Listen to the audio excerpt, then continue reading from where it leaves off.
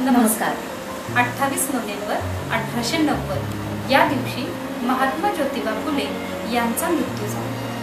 या घटनेला 124 वर्ष पूर्ण झाली. या निमित्ताने त्यांच्या आयुष्यातील एका महत्त्वपूर्ण घटनेचा घेतलेला हा आढावा. ज्योतिबा फुलेंचं नाव घेतलं की आजही आम्हा सर्व स्त्रियांच्या मनात अत्यंत आदराची आणि कृतज्ञतेची भावना निर्माण होते. आम्हा स्त्रियांना शिक्षणाचा मार्ग दिसला तो त्यांनी मुलींची पहिली शाळा सुरू केली म्हणून.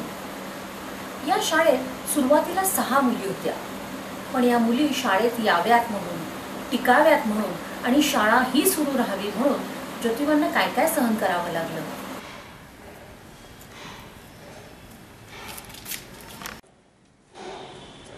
ज्योतिराव, काही काळजी लागून राहिली आहे का?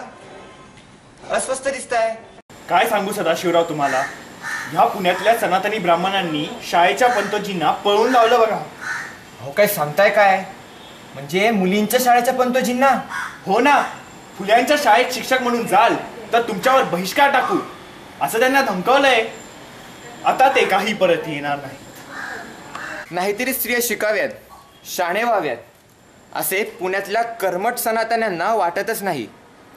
स्त्रिया शिकल्या तर त्या अतिशाण्या होतील, कुणालाही पत्र पाठवतील, संसाराकडे, मुलांकडे, पतीकडे दुर्लक्ष करतील अशा वावड्या पसरवल्या आहेत.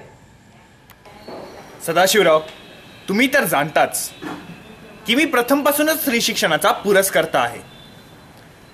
स्त्रियांना शिक्षणातून लिहिते वाचते करणे गरजेचे आहे. आज जर एक स्त्री शिक्षण घेईल तर ती संपूर्ण कुटुंबाला शिक्षित करेल, पुढील पिढ्या शिक्षित होतील आणि अशा प्रकारे सारे राष्ट्र शिक्षित होईल. हो, ह्याच प्रेरणेने तुम्ही ही मुलींची शाळा सुरू केली आणि तुम्हाला विरोध म्हणून हे सनातनी सर्वत्र फिरत सांगत आहेत की स्त्रिया शिकल्या तर त्यांच्या अन्नात आळ्या होतील, त्यांच्या पतीचे प्राणही जातील.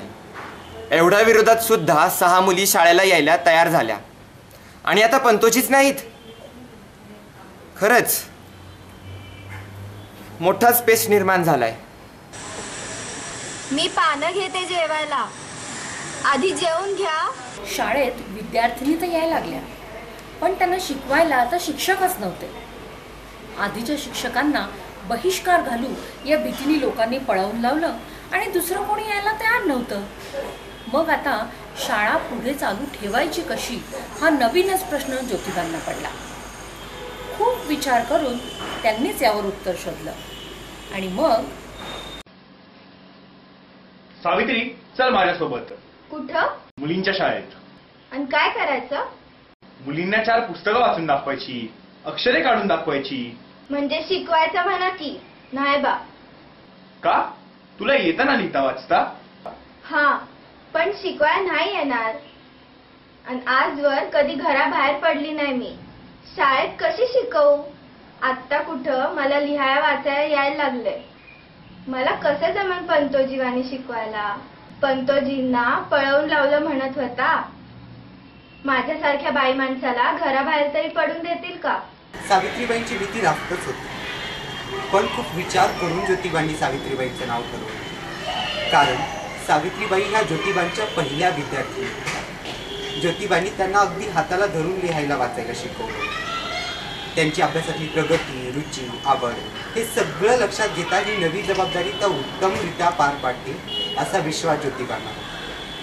सावित्रीबाईंच्या शैक्षणिक गुणवत्तेबद्दल ते निशंक होतेच, पण आधीचे पंतोजी जसे कच खाऊन मागे सरले तशा सावित्रीबाई मागे हटणार नाही अशी त्यांना पूर्ण खात्री होती. 1 जानेवारी 1848 म्हणजे सुमारे 165 वर्षांपूर्वी देशातली पहिली मुलींची शाळा पुण्यातल्या भिडेवाड्यामध्ये सुरू झाली. हे क्रांतिकारी स्वप्न प्रत्यक्षात उतरवताना ज्योतिबांचं वय होतं अवघं 21 वर्षांचं आणि सावित्रीबाई तर फक्त 17 वर्षांच्या होत्या. सनातनी कर्मठ ब्राह्मणांकडून होणारा त्रास कितीही खच्चीकरण करणारा असला तरी परिस्थिती तेवढी निराशाजनक नव्हती, कारण ज्योतिबांचे काही मित्र त्यांच्या पाठीशी स्वतःहून उभे होते. तात्यासाहेब भिडेंसारख्या प्रतिष्ठितांनी स्वतःचा वाडा शाळेसाठी विनामोबदला वापरायची परवानगी दिली होती. शिवाय दरमहा खर्चासाठी 5 रुपयेही देऊ केले होते. सदाशिवराव गोवंडे, ज्योतिबांचे अजून एक मित्र, त्यांनी मुलींना पाटी, पेन्सिल असं शैक्षणिक साहित्य आणि दरमहा 2 रुपये असं देण्याचं कबूल केलं होतं. उस्मान शेख आणि त्यांची बहीण फातिमा बी हे देखील या कामात ज्योतिबांबरोबर होते. फातिमा बी तर सावित्रीबाईंबरोबर शाळेमध्ये शिकवायच्या. झालं तर मग दुसऱ्या दिवशीपासून सावित्रीबाईंच्या 2 शाळा सुरू झाल्या. त्या सकाळी मुलींना शिकवायच्या आणि दुसऱ्या दिवशी मुलींना काय शिकवायचे हे त्या स्वतः संध्याकाळी घरी आल्यावर शिकायच्या. स्त्री शिक्षणाच्या या नव्या रस्त्यावर ज्योतिबा पुढे आणि सावित्रीबाई मागे चालू लागले. अशा प्रकारे सावित्रीबाईंच्या येण्यामुळे शाळा नित्यनेमाने सुरू झाली. ज्योतिबा आणि सावित्रीबाईंना लोक जसा त्रास देत होते तसंच या छोट्या मुलींनाही त्रास दिला जात होता. सावित्रीबाईंच्या अंगावर शेण, चिखल फेकलं जात होतं.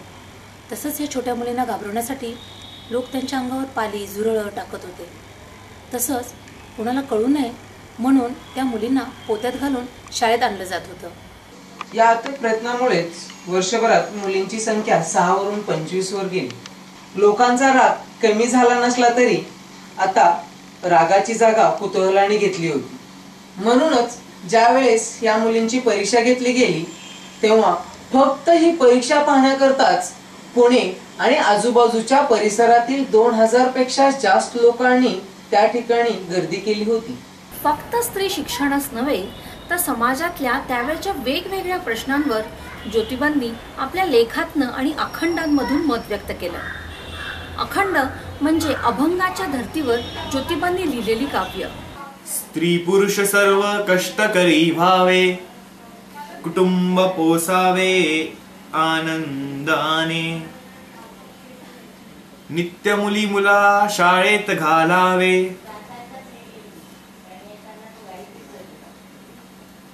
अन्नदान द्यावे विद्यार्थ्यास, सार्वभौम सत्य स्वतः आचरावे, सुखे वागवावे पंगू लोका, अशा वर्तनाने सर्वा सुख द्याल, स्वतः सुखी व्हाल ज्योती म्हणे. निर्मिकाने सर्व स्त्री पुरुषास मानवी अधिकाराचे धनी केले आहे. सर्व स्त्री पुरुषांना आपल्या हक्कांविषयी बोलून दाखविण्यास, लिहिण्यास व प्रसिद्ध करण्यास स्वतंत्रता दिली आहे. परंतु पुरुषांनी आपले महत्त्व वाढवून स्त्रीला अज्ञानी ठेवण्यात आपले हित जपले. स्त्रीने शिक्षण घेऊ नये, ज्ञानी होऊ नये असे प्रयत्न केले व आपले श्रेष्ठत्व वाढवले. स्त्रीच्या मनातून तिचा पतीचे देवत्व व स्वतःचे दास्यत्व उखडल्याशिवाय तिच्यातील माणूसपण जागे होणार नाही. 1848 ते 2014 165 वर्षांचा हा प्रवास. स्त्री शिक्षणाचा मार्ग आता तेवढासा खडतर राहिलेला नाहीये. पण हा पण इथेही आहेच.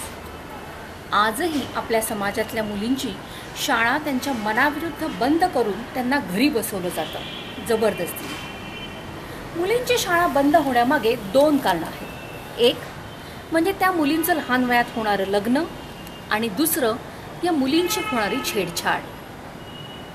या दोन्हीही गोष्टी गुन्हा ठरवल्या असल्यामुळे याच्या विरुद्ध कायदेही आहेत. पण जोपर्यंत आपली मानसिकता बदलत नाही, आपले विचार बदलत नाहीत तोपर्यंत फक्त कायद्याने काय साध्य होणार. या निमित्ताने स्त्रीमुक्ती संघटनेच्या वतीने आम्ही आपणा सर्वांना आवाहन करतो की मुलींचं शिक्षण थांबवू नका. लहान वयात मुलींची लग्न करून देऊ नका. मुलींना कोणत्याही वेळी कोणत्याही ठिकाणी बिनधास्तपणे वावरता येईल असा सुरक्षित समाज निर्माण करूया. हीच खरी आपल्याकडून ज्योतिबांना आदरांजली असेल.